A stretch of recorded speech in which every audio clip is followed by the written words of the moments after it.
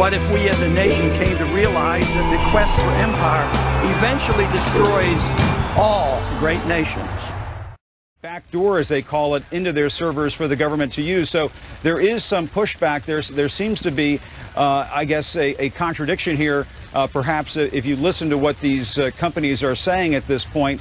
But as you said, Anderson, a very remarkable day up on Capitol Hill. Members of Congress from both sides of the aisle questioning the Obama administration, trying to get at exactly what is going on with the Patriot Act and the authority that's been given apparently to the FBI and the NSA to look at phone records from millions of Americans who subscribe to Verizon Communications. But at this point, just no answers from the White House at this point. They're not commenting directly on those stories, only saying that this type of data collection is consistent with the law and that it does protect national security. And if it's Verizon, it's probably, one can assume it's probably others as well. Congressman Paul, who's joining us on the phone, what is your reaction to this news? It's not just phone records, but apparently, according to the Washington Post, also internet data that the government is monitoring. Well, I guess I wished I could be shocked, but I'm not surprised. I think there's been a few of us who have been warning about this, voted against the Patriot Act, voted against these FISA Accords, so it doesn't surprise me a bit. And because it's not confirmed by these companies, just means that they are intimidated. They can get into a lot of trouble. I mean, they can turn over these records and they're not allowed to even talk about it. So it's a horrible, horrible situation. But the one thing it's doing, these events are really helping me make my case that I've been working on for a couple of years. You've got to watch the power of government. Power in government is almost always abused, and this is abuse, and it isn't the Democrats and it isn't the Republicans, it's both of them. And then it's the toleration of the people. The people put up with it. So it's very, very dangerous. I don't think there's anything left to our Fourth Amendment. This whole idea of needing probable cause to get a search warrant, that's totally gone. And this to me is very, very serious, but also it's an awakening call. Let's hope that we can get the progressives together with the libertarians and the constitutionalists and say enough of enough is we've had enough of this, and we have to stop. Our economy doesn't work, the foreign policy is in shambles, and now we have no privacy because people say they want to be safe. Governments cannot make us safe. To pretend they can make us safe, they have to destroy personal liberty. Or they can make an attempt. They can make us safe if they turn us into cattle in a cage or something, you know. But this is, Congressman, this is devastating. So I'm not surprised at what's happening.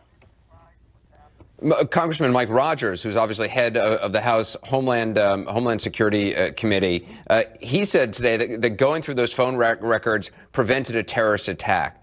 Do you buy that? And how do you argue against this kind of surveillance if it is, in fact, preventing attacks?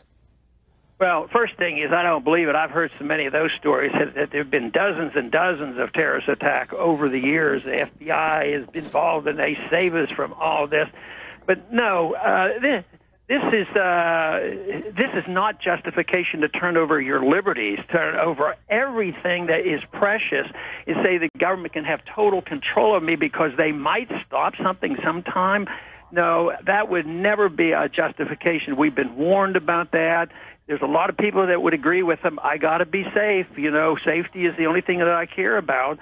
Both economically and physical safety is the driving force, and it's also the destruction of liberty, and that is what we're witnessing today. Jim, the political reaction to this is interesting. I mean, a lot of people in the president's own party are not thrilled by the national security policies. I mean, where do you see this going? What is the next step here? Well, Anderson, it's interesting. You know, Lindsey Graham, he came out very forcefully in favor of this program at a hearing earlier today and was basically saying, keep going, President Obama, keep going, Obama administration. I like this program, and there are many of us like that. But he was commenting, Anderson, about phone records, the collection of phone records. And now what we have is sort of an apparent bundling of government surveillance data, not just your phone, but also perhaps your internet.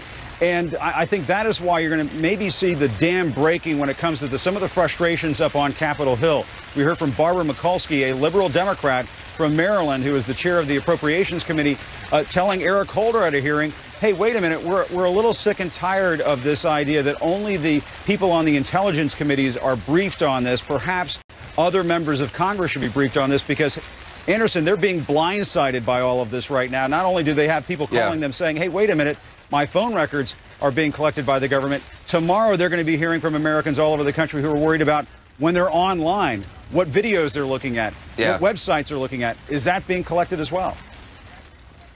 Yeah, Jim Acosta, appreciate it. Congressman Ron Paul, appreciate you calling in as well. I think I said Rogers on the House Intelligence Committee. I think I misspoke there before. Again.